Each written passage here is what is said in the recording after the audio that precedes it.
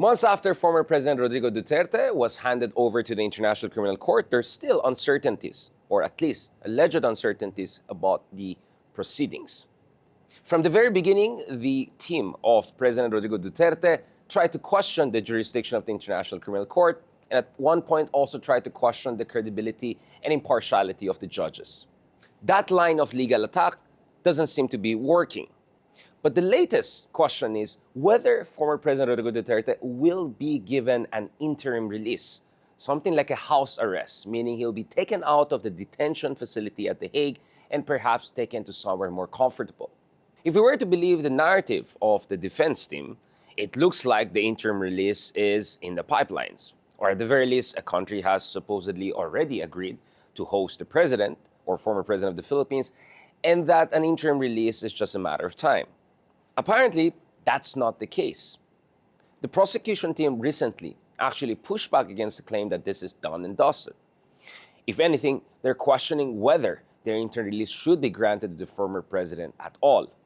After all, there are requirements before an alleged criminal in the International Criminal Court is going to be given an interim release. A, there should not be a flight risk, meaning pwede siya tumakas because meron siyang resources and meron siyang intent not to cooperate with the proceedings. And B, he should not be able to be in a position to continue to commit crimes or contribute to mass atrocities that he has been accused of.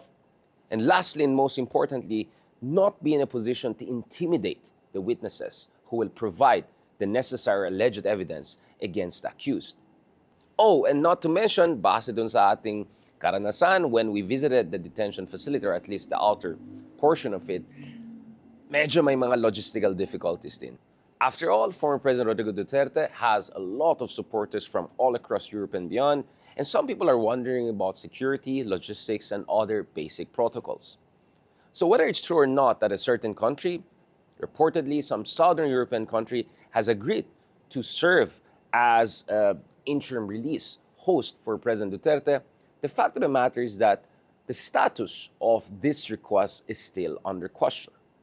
But we're just at the really beginning of what could be a years-long process.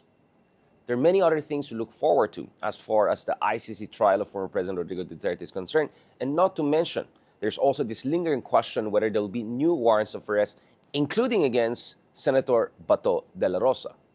Are there other potentially high-profile individuals who are now serving in positions of power who could be also on the list in terms of warrant of arrest? And not to mention, we also have to understand, kamusta yung kalagayan ng mga witnesses or the family of the victims of alleged extrajudicial killings by the former president. In order to understand the direction of the ICC trial and proceedings over the coming weeks and months, if not years, we have a special guest. Attorney Conti, thank you very much for joining us. Many developments.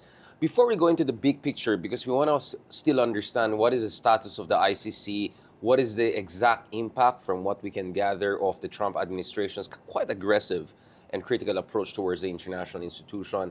And of course, we want to also talk about the victims, their families, something that is very close to your heart and your advocacy.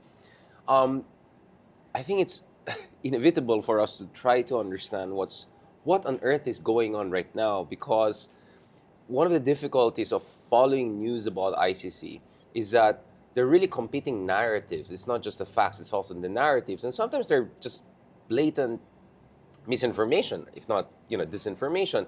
So speaking of the issue of interim release, because this is what's really hot in the news nowadays, the impression many people got is that not only has a country, from what I understand, an Iberian country, has agreed to potentially serve as a host for a kind of house of arrest situation for former President Rodrigo Duterte, but also that this was supposedly done and dusted. But from what we gather as of this taping is that actually the prosecution is not on board with this, and they have a very different idea about what's happening. Now, you as an ICC accredited lawyer, what is your understanding of the situation? Are you guys informed about what's happening about this? And were you yourself confused? Or was the obfuscation a bit even too much for people like you who are in the know? Well, first, while we are accredited at the ICC, so there are several lawyers who represent victims or assist victims here in the Philippines, at the same time accredited at the ICC, we kind of meet there, meaning we can participate and are participating or cooperating with the ICC on this particular case. It's just that our particular roles will probably come around September. So we are in the know to some extent, except for the country. For some of the reductions, Right. that has not and will not be disclosed to us. We are in touch with the Office of the Public Counsel for Victims, which now serves as the interim representative for victims until the victims can, kumbaga, really appoint directly or assign their legal representatives. And that only comes after their participation. So, magpaparegister muna sila, and yan August, September. But right now, with the OPCV, they've kept us abreast of developments. Problem lang, it's a different time zone. So, sometimes it's the middle of the night and they will be messaging, hi, we just uploaded, hi, we just sent in our comment. And so as to interim release, initially we were concerned with the, from the very beginning, June 12th, the request of the defense, sabi nila, areglado na to. At that time, we were in contact with both the Office of the Prosecutor through their outreach. So they have a parang PIO. To their outreach officer, and then also with the Office of the Public Counsel for Victims, na what's going on. At that time, they were mum. Parang maybe they were also caught off guard with that claim that they had already agreed. And from what it appears, they did. Kumbaga, ang hirap ding pumosisyon ng outright denial because they did talk about it. The prosecution... So something is going on. Yeah, the prosecution really, I think, even before Karim Khan stepped down, he broached this as, a general matter of, what do you think? Will you be applying for interim release? I mean, you've been telling everybody, oh, I've been kidnapped. I want to be released. I'm going to do this, etc. So, when finally they filed, I think that's the time that they had to finalize things, but apparently they hadn't finalized. On the part of the prosecutor, they said, well, we could have agreed as to one country. So from the prosecutor's point of view, we have an offer, more of that. Well, we can agree if you go to this particular country and this particular conditions. When the prosecution filed, when the defense filed, they put it in different countries. So, hindi naman nagkasalisihan, kaunsehan, parang ganun. Kaya, for us, we've cautioned the Office of the Prosecutor now, firsthand, you're a victim of the disinformation of the Duterte camp. That's how they do this. They will talk to you, okay na, and then behind your back, they could be telling somebody else that this is your commitment. Kaya, it's a little bit complicated because the prosecution is open to this in principle. Good thing that the Office of the Public Counsel for Victims, which is representing us, is opposed to this on all points, on a matter of principle. When we were in touch with Paulina Masida, there were some things that we forwarded, like conditions on the part of the victim. Sabi namin, pwede ba kami mag-offer din ng conditions? Because they cannot disclose to us, everything that has been disclosed to them at the same time. When we were discussing, parang sinasabi niya, kahit anong condition, I assure you, kumbaga, he's not deserving or it is not necessary for him to leave the detention facility. Okay. So what I want to understand here is there could have been a pro forma discussion. Maybe you want to look at this because, everyone's entitled. Because you're still presumed as innocent, right? That's how... it's a matter of right. Exactly. It's a matter of right. But having said that, there are also conditions, requirements, right? And that's why some people raised their eyebrows when they heard the vice president kind of blaming the institutions. Why on earth would you even put something like interim release if you're not going to grant it to us? It kind of sounded like self-entitled to be nice about this. But there are requirements, right? So what is the whole, let's just say, philosophy behind the notion of interim release? We kind of answered that. But also, what are the conditions historically under which interim release was granted? And what are we potentially looking at in the case of President Duterte, considering that he did not voluntarily cooperate with the institution, to put it mildly? And these are mass atrocities we're talking about as far as the allegations are concerned. So there's three main points why a person should be arrested. And on the part of the ICC, all those, or well, at least 2 points have been Fulfilled, yeah. fulfilled, observed, for the issuance of a warrant of arrest. The ICC will only order the arrest and detention of a person or a suspect if this person is, one, a flight risk, if this person will not show up at trial. Right. So you're going to be ordered arrested if you're not likely going to attend trial. 2, if you're more likely going to obstruct or to endanger the proceedings. Right. Not only the process, but also all those involved. So that includes victims. Threatening the victims, and for witnesses. instance. And then third, the ICC would generally look at the risks. If this person will continue to commit crimes or commit other crimes in relation to this. For example, in relation to the second ground, if he will kill witnesses, if he will tamper with evidence. So the continued commission of or crimes. could be targeted by other potential co-accused. Yeah. So right. any other crime that adds, in a sense, to the case. In the case of Duterte, all those 3 grounds or all those 3 points were present, or the risks were present, which was why the ICC issued a warrant of arrest and not just a summons against Duterte. And kumbaga, that's the default. Those conditions exist at present, and so the request should say, oh, actually, they're not present. Problem is, with the defense request, it's all kumbaga, self-serving arguments. I will not commit crimes. I am not a flight risk. I am like this.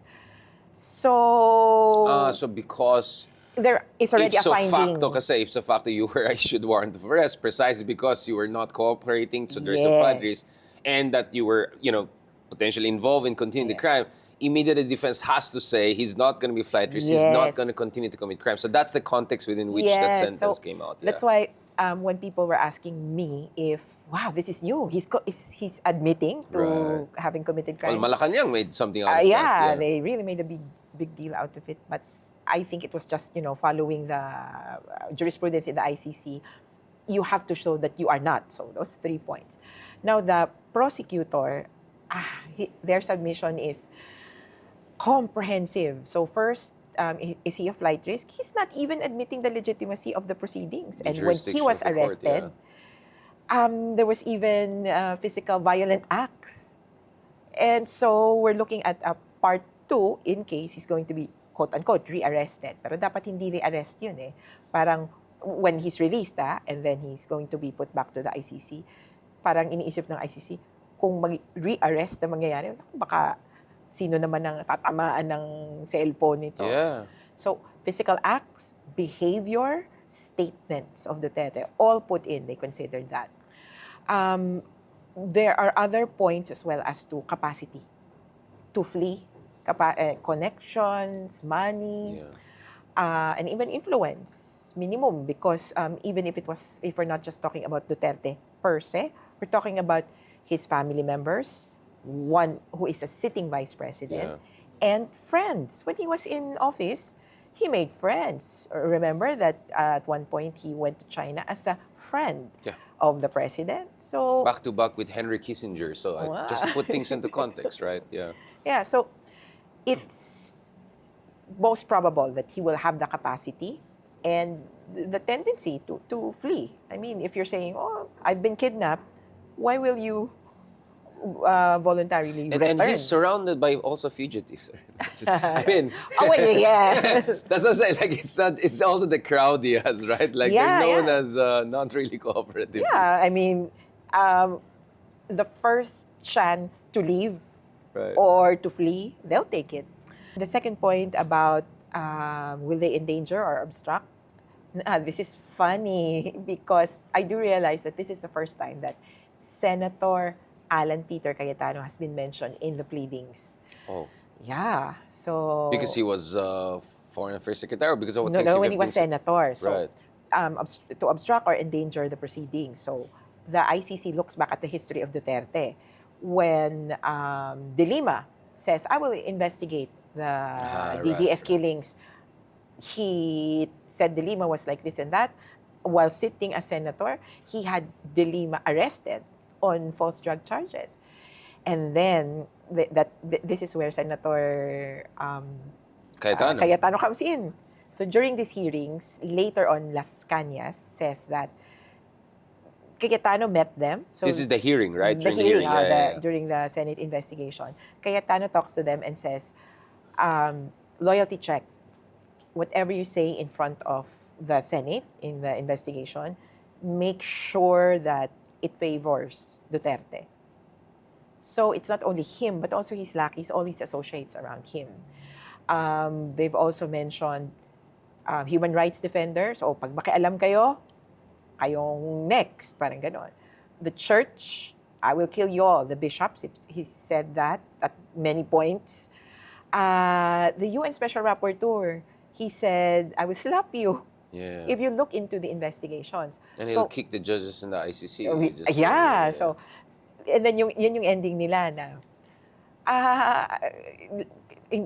given this history and given this, kumbaga, unassailable track record of, kumbaga, not respecting the ICC, and even saying, at ito yung sa he will not commit crimes, and even saying before he was, I think when he was running for mayor or right before, he said, I will double the killings. I will continue the war on drugs. And he's a mayor supposedly now, right? Except he's going to be replaced, right? Kung ano man ang gawin nila. But the defense framed it as if, tingnan nyo, wala namang konti lang ang namamatay sa Davao ngayon. And the prosecutor says, well, precisely, because he's in jail. And he's not there or not outside to order all these killings. So you're kind of defeating. So actually, it works against them that, you know, that actually, kaya nga bumaba kasi wala siya sa eksena. So kung bumalik siya, then you can, by correlation, right, you can... Because he's already said that. Kaya all in, from the prosecution's point of view, I don't think that they will agree at this point, that they will agree to interim release, even if to that particular country na inaalok nila. I think they've been, kasi maanghang. Maanghang yung submission ng prosecutor na parang, wow. The way they shut it down, basically. Na they've hit all the points na he's not entitled to this, he's done this, he's done that. It's so comprehensive that even I cannot see if in the future Duterte says, or Kaufman says, okay, we agree to the country that the prosecutor is recommending. With all those points na, nagte-threaten ka ng judges, nagte-threaten ka ng victims, parang even if, hindi ka pa rin palalabasan. But of course, subject to additional information about his, I think, medical condition. But from the tone, now, as to medical condition, as to that tone, both the OPCV and the prosecutor are not really vague, but I get the feeling that they're saying, even if you're in the detention facility, it could be managed. Whatever you have, it could be managed. They're not, kumbaga, conceding na, you're so sick and therefore this is what you should do. We will allow you. No, they said the conditions are present for him to for continued detention in the ICC detention facility. So basically, ang idea dito is because by virtue of your right, you're entitled to interim release, given the jurisprudence there was a pro forma discussion of maybe there's this country or this place which is, and the other side just jumped the gun. Like they got overexcited about it and they made a mountain out of the whole thing. And the next thing you know, it may have backfired. That's your reading, that actually they overplayed their hand, whether it's misinformation, disinformation, or some lawyer trying to justify his very, good income nowadays. So I think, kasi KPI ang kailangan, medyo malaki yatang gastos. You need to show performance, based outcomes. So this could actually work against them. Yes. And from even looking at their previous parang moves, they asked two judges to recuse themselves, saying that these two judges had already been involved in the case and had already looked at the evidence.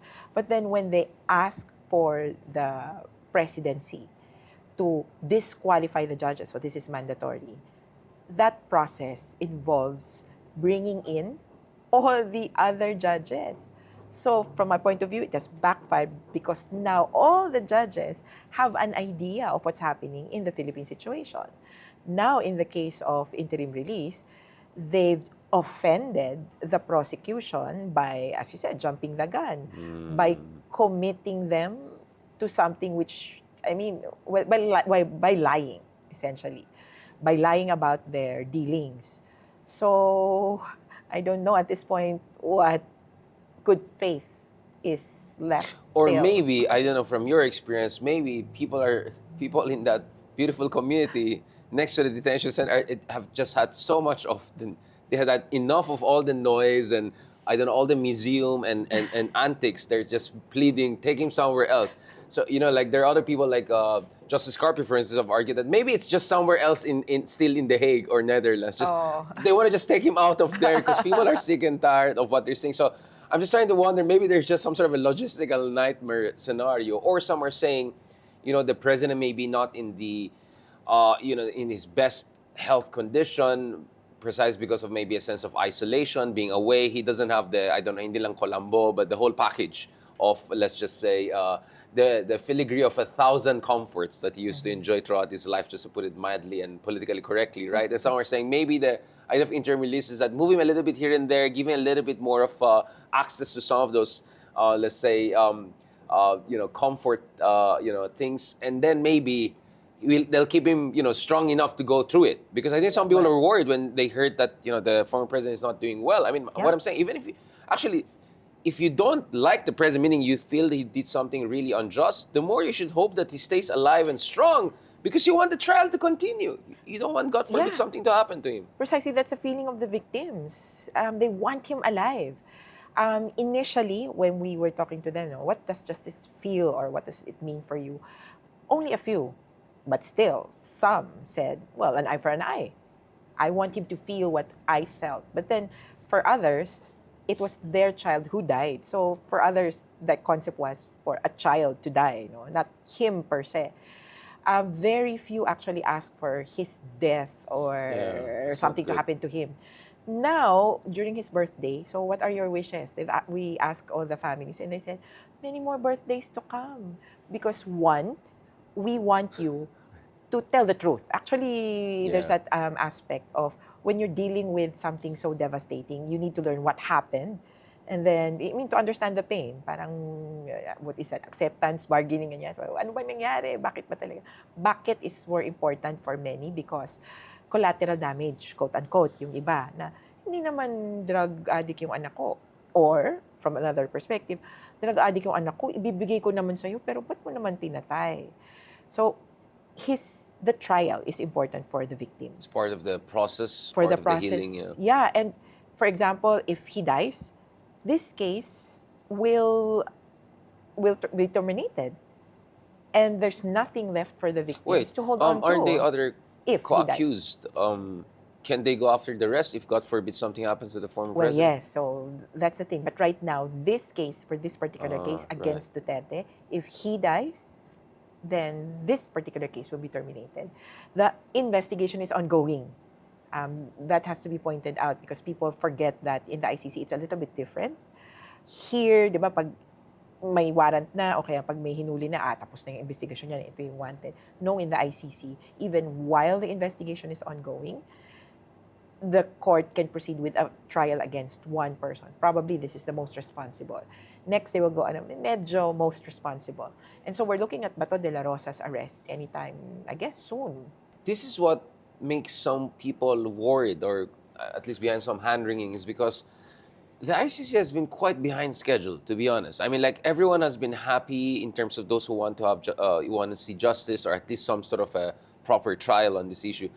They've been happy that at least something happened, albeit reluctantly even on the part of the government of the Philippines in terms of the cooperation and all. But, like some people are saying, ayan na naman ang ICC. Yung pala, we thought the interim release is a big no, and then now suddenly maybe it's a maybe, and then, okay, maybe now it's not a maybe. People were expecting that other warrants of arrest would come in. Here we are. It's almost, and again, another SONA by President BBM, and we're moving into a completely different political landscape right now. And still, the warrants of arrest are not there. Is this also because of not only, I don't know how the process works per se, but also because the ICC is really under pressure institutionally? I mean, Karim Khan obviously is dealing with, some accusations, although we have been hearing about those things for quite some time, that there could be a kind of a suspension or something. I mean, what is the status of Karim Khan? But more importantly, also, the Trump administration, the world superpower, right, has been very aggressively pushing back against the ICC, especially in light of the fact that ICC also issued warrants of arrest against a very key ally, Benjamin Netanyahu, the Prime Minister of Israel, and even a couple of European countries were a bit wishy-washy on whether they would enforce the ICC warrant of arrest if ever he visited there. So you have a situation whereby Brazil, or even, some would say the incoming mayor of New York, may be more willing to cooperate with the ICC than actually European Union members, key members like, I don't know, France, for instance, right? So this is a peculiar situation we're facing. So how bad is it for the ICC nowadays? And do you think they're getting through this, operationally speaking? Do they have the resources, the resilience? Are the U.S. Citizens working with the ICC feeling the heat? Are they still there? So to the degree that we can talk about this issue, ano yung kalagayan ng ICC nowadays in the shadow of the Trump crackdown, if I can put it that way? It's getting by. But, I mean, in terms of percentage, like, naghihingalo na ba, I can't really say, but it's getting by. It's still getting its funding.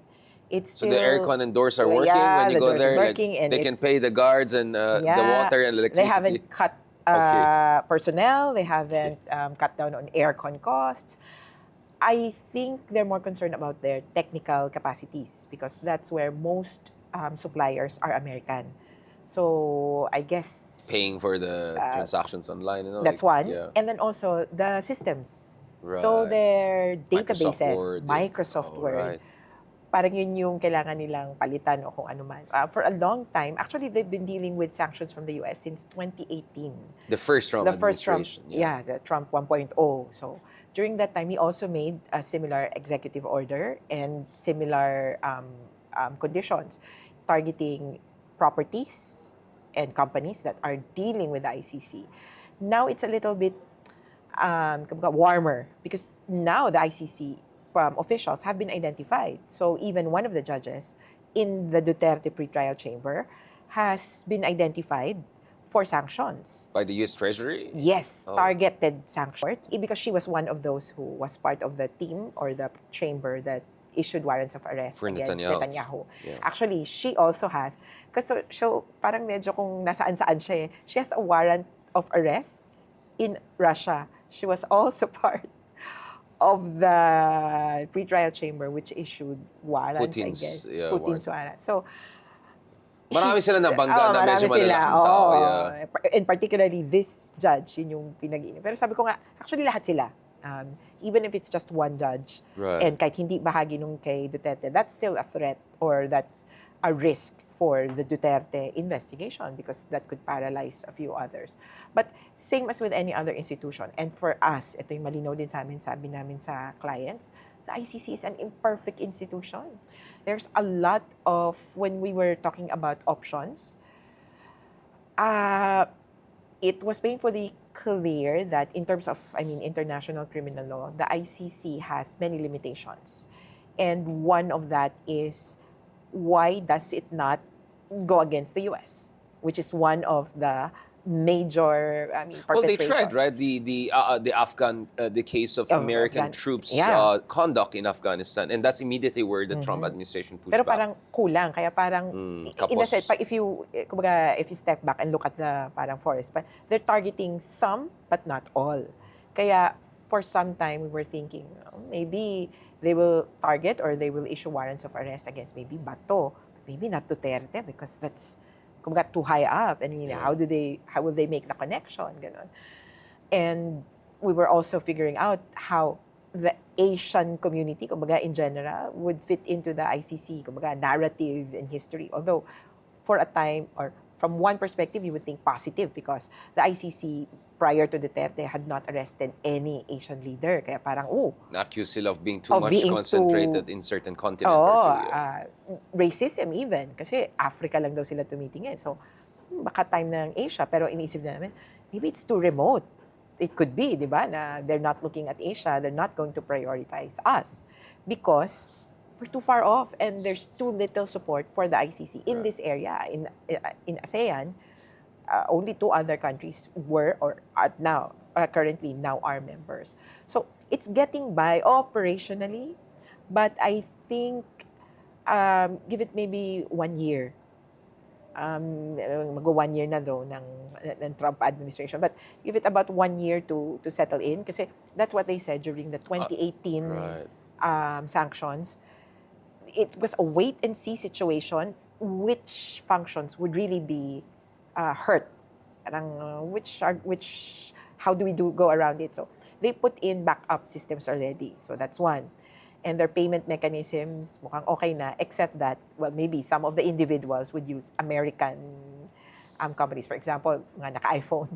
Right. Pero since then, I think parang meron ng shift na it's not only that we're not only under attack as an institution, we're also being attacked individually. And so even their staff members are making changes to their... Family members were even accused? Just the members. Yeah. I don't think, ngayon merong isang category of people, there's a population which would be Americans with some sort of connection with the court. And there's one we've been talking to. So she's a defense lawyer. She's working on one case now, and then at some points we talk, we discuss. She has a great critique of the ICC. I mean, it's as with any other lawyer. I mean, I can appear before the court, and pinili ako eh. So for her, she's not, unlike Kaufman, who's like echoing all the sentiments and has imbibed the Duterte ethic. Algorithm. Algorithm. Itong lawyer na to, so yeah, maybe I can say Ong Wen. She works on the Ong Wen case, but she's not, kumbaga, so steeped into the culture, ganyan. And I guess hindi ganun kalakas yung support for Ong Wen. Pero anyway, dahil hindi siya nagpapadala doon, she's an American lawyer still based in New York. So what are the repercussions against you? Because she's working on an active case. So she tells us that there have been lawyers who have asked for clarification from the U.S. government, what's my status? Because it's too general, the sanctions, anybody who assists the court. And she's saying, I am assisting the court, and not only like generally assisting, I am directly assisting the court right Maybe now. the ambiguity is part of the punitive Could shadow. be, yeah. So, I mean, there are some lawyers who are not participating in any of the cases. So there's one such lawyer who went to court, and I think it's pending now. As far as she knows, there are no effects so far to yung itong population na to, yung lawyers who are just connected to the ICC because they're accredited to appear before it. So you're cautiously optimistic that there's enough realism to understand that this is no longer an aberration because this is the second Trump administration and it looks like there's even more tensions in terms of America's commitment to a rules-based international order, some would even say, right? But also that maybe it will take a year or so for them to reboot and reset things so that they're in a position to operationally continue the game, if I can put it that way. Yeah, or figure out ano ba talaga tong So they're gonna get Xiaomi and Huawei and like because the Chinese have completely developed a parallel software and even semiconductors and everything. Like, maybe China could help, but Samsung. yeah, I know. I mean, there's What always else? there's always Korea, but I don't know. Nokia is still Baka alive. they'll have a second win, Nokia, after all of these years. No, but this is important, right? I mean, as someone who is accredited by the ICC, as someone who's invested in international law, what do you feel about the current state of affairs? I mean, we have a world whereby countries are just attacking each other's facilities because they supposedly have an imminent intelligence indicating X, Y, and Z, which is contradicted by other institutions. Countries bombing each other, then say it's a ceasefire the next day. They're feared that the really foundations of international law are being shaken in ways we have not since the Bush era, some would say, right? How do you feel about that? I mean, you said that you feel that ICC might have enough eh, to get through this very challenging period. But if you look at the big picture, looking at the forest itself, are you worried as a someone who is invested in the international legal instruments? Well, yes, with World War III just around the corner, so they say. But, looking at the forest or looking at the trees, for us, this is one tree that we're looking at. So may ICC case ang mga biktima ng war on drugs. If we were to focus on just our case, then yeah, I think we would be so satisfied because we have enough evidence. The prosecutor seems to be confident with the case it has built up. But if you step back and then look at everything that's happening around us, things are falling to pieces. We're looking at the future, actually. If things turn out, if things go sideways, and this ICC, or even if the ICC collapses entirely, we would like to focus on this case and the evidence that we have already and keep it because possibly in the future there could be other avenues. And we would like to take off from the experience of Nazi Germany or the victims of Nazi Germany. In the beginning, they really didn't understand as well naman what's happening. Ano ba? Sabi ba, papuntay lang tayo doon? And I would imagine even the Germans, they didn't know what was going on. They were just told that, oh, this is what's happening. They didn't agree na, oh, let's kill them. They just said, first they just saw the idea, oh, Aryan race. Don't you think? Di ba okay yun? Then the dehumanization. Yeah, and then the machine, and the next thing, the horrible Holocaust. So there's small things that you need to focus on, like, and in their case, the victims, they were the ones who collected information, and there were groups that focused on. And we hear about individuals like Schindler, Oscar Schindler, diba? Schindler's List, who helped a few Jews escape. There was this British Schindler, etc. So these people who This is the saw Anthony Hopkins movie, I think. Yeah. Exactly, So you have the stories of these people. Parang they tie up the individual stories. And then when you branch off further, you have the stories of the insiders themselves. Yung mga bumaliktad na sabi, actually, pinautos namin na ganito yung ginawa. So that's what we could work on. Instead of, wrapping our brains around everything that's happening. Naku, parang magkakagulo at mababaliw na lang tayo. No. What we choose is to focus on what we can do at this point. Sabi nga nila, what's this? It's a poem, yung Desiderata. God give me the courage to change the things I can, and the serenity to accept the things I cannot. Serenity prayer. Yeah, serenity prayer. And the wisdom to know the difference. So, ganun lang kami. Kasi, individually, even before all this international, meron pang mga individual issues yung mga families namin.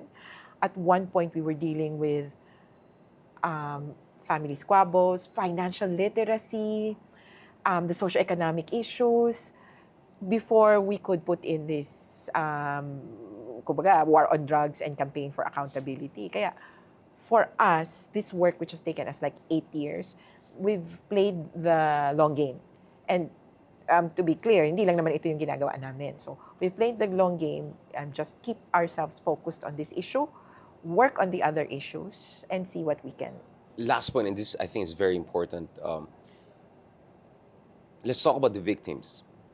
Because now we have a leadership in the Philippine National Police that, at least rhetorically and in terms of public positioning, is showing, some would say, unprecedented level of formal, institutionalized respect for the human rights regime. So you had, for instance, the new PNP chief visiting the Commission on Human Rights, saying the Commission on Human Rights is our boss when it comes to matters of civil liberties and human rights.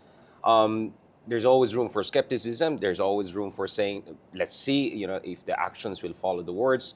But nevertheless, it looks like the current administration is feeling the pressure to at least project a certain level of rule of law respect. Now, speaking of that, how do you see the challenge of giving voice to the victims getting resolved or getting addressed? Because we keep on hearing news about Digong. Is Digong okay? How is Digong? You know, like, and you have all of these people sympathetic to Digong. Like, we didn't agree with the guy. Maybe he did horrible things, pero kawawa naman. And He's 8 years. He's a super senior. yeah, and suddenly we're all wondering, what about the teenagers whose life were snuffed out because, you know, someone just pulled the trigger based on some bara policy, right? Where's accountability? Where's the compassion for other folks in this? So in terms of giving voice to the victims, but also more important in terms of kind of a security sector reform and a kind of a, I don't know, Truth and Reconciliation Commission. How do you see that aspect of this bigger forest of justice really coming together? We're positive that there could be further developments as to investigation and possible prosecution, because at the last Quadcom hearings, we heard the Napolcom chief commit to some sort of at least review of what's happening. And I think desk review minimum of the cases that are already pending at the Napolcom. So we're cautious, and I mean, but it's hard not to share this kind of hope with the victims. But for them, actually, so it's not, the victims groups are not homogeneous. I mean, each of them might have different positions from another group or another person. And different, you know, kinds of traumatic experiences that elicit different kind of responses or calls for justice. And different definitions of justice. Right. So from what I mentioned, others, eye for an eye, the others, I just want to know what happened. And there's one who said recently, okay na po ako, nakakulong na naman siya eh. Parang gano'n. May closure not as nuanced. It's not as nuanced as we had hoped na parang, kung nakakulong po, gano'n, kumbaga, okay na ba? Okay na rin. Parang gano'n. So, we have to gather all of that, all of those sentiments and, kumbaga, synthesize. But we realize sometimes it's not about synthesizing, it's about putting forward their views. And that's where we're having trouble, kumbaga. Even with forwarding the views of just one victim nga lang, they're still being stigmatized. They're still being dehumanized, as if their feelings do not matter.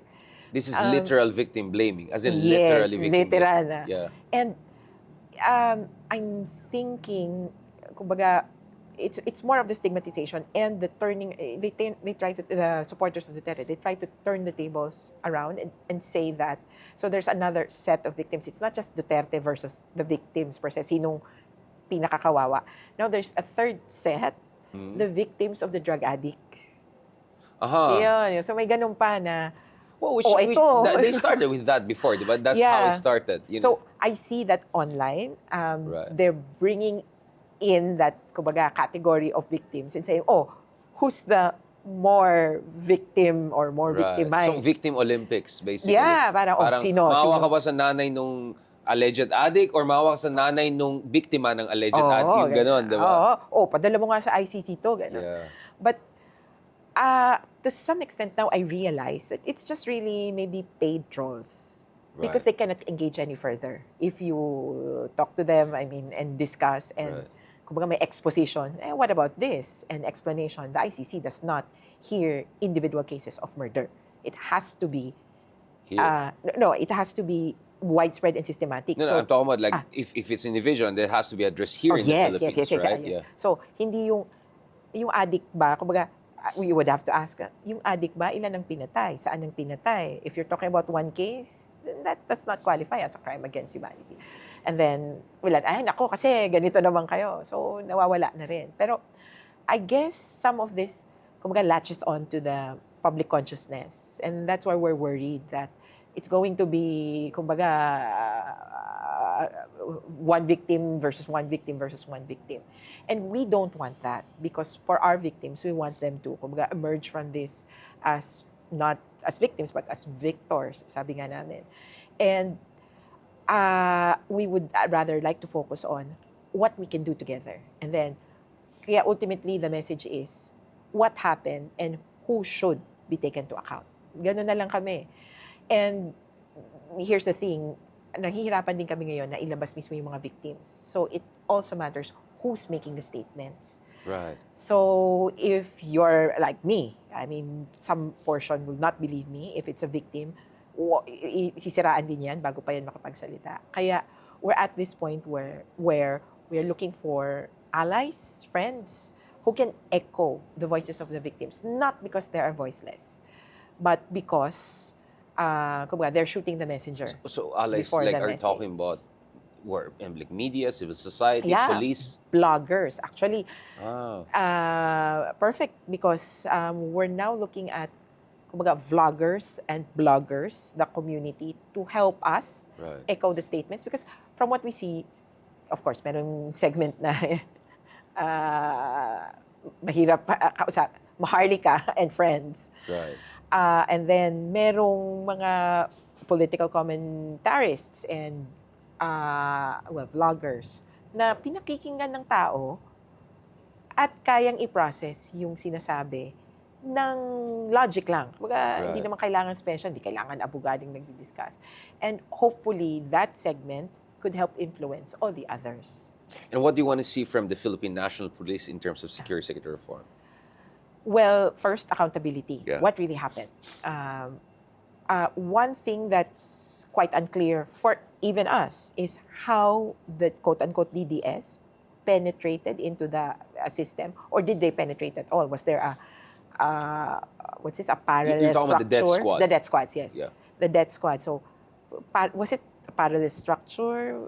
How about the reward system? Was it officially carried through the PNP hierarchy? Why are there Right. areas? Why are there areas where there were no killings? Why were there areas with high numbers of killings? So, that kind of explanation, kumbaga, what really happened would be important for the victims for reforms to happen. Because then we would understand that, okay, so it happened this way, we have to make sure that it will not happen again. Yes. We can proof the institutions. And I guess it's too much of a call if we ask for all those involved in the war on drugs to resign. But some sort of truth and reconciliation mechanism, for them to, there's a lot of those who would like to share something. Multi-stakeholder, I suppose not. Yeah. Yeah, to share something na this is what happened, this is but I mean, they're worrying about their individual benefits or individual gains or losses kung sakasakali. So we have to consider that. But also, we need to, aside from the mismong structure, we need to look at accountability mechanisms. So there's technically 5 rather, na parang areas or institutions where you can go to if you have any complaints about the police. Right. 2 of those parang areas would be PNP-IAS, the Internal Affairs Service, and then the Napolcom. Right. The third one is PLEB, People's Legislative Law Enforcement Bureau. I have to check that again. But the PLEB. So the PLEB has the barangay captain, the local police, I guess, and it's a mix of, una, yung IAS, all police. Napolcom, police and a little bit of civilians kasi may pinagpipilian. Pero yung PLEB, local officials, civilians are still there. Kaya sabi namin, bakit hindi nauso to? Yung lalapit ka, pag may nangyaring ginawa sa yung police, lalapit ka sa ganito. Hindi yan na patimo sa utak ng mga tao. And I was hoping May mga for people's PLEB. court din tayo, di ba? Yes. Ay, what do you mean? The PLEB? Yeah, yun yung parang people's Yeah, court. Because that's I've it. met some people coming to Yeah. me with their complaints about Napolcom. Except I said, well, That's a commission. Idol Rafi Tulfo is on the other side of the studio, but I'll Okay. take this into consideration, I said. Yeah. But yeah, the PLEB is like a people's Yes, court. they So came to me. Yeah, exactly. the parang the chief, the head of the Right. PLEB would be I understand, the barangay captain. Parang ganun, yeah. So, bakit, sabi ko, ba't hindi nauso ito, no? Kasi isang worry namin, pag pupunta ka sa IAS, luto na. Napolcom, medyo may ano na rin yan. But the PLEB, we did try. And there were some people I know who became part of the PLEB kasi kailangan may lawyer.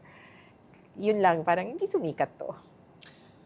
Thank you again, attorney, for that call to action. And of course, as you said, in July, right, we're going to see some developments. We'll have more ideas. And then, of course, the big thing in September in terms of trial. So, babalikan ka namin. Catch us again next week here on One News. You can also check out the long conversation on YouTube and other important platforms. I'm Richard Haydaria, and that was The View from Manila, where One News, all sides, all the time.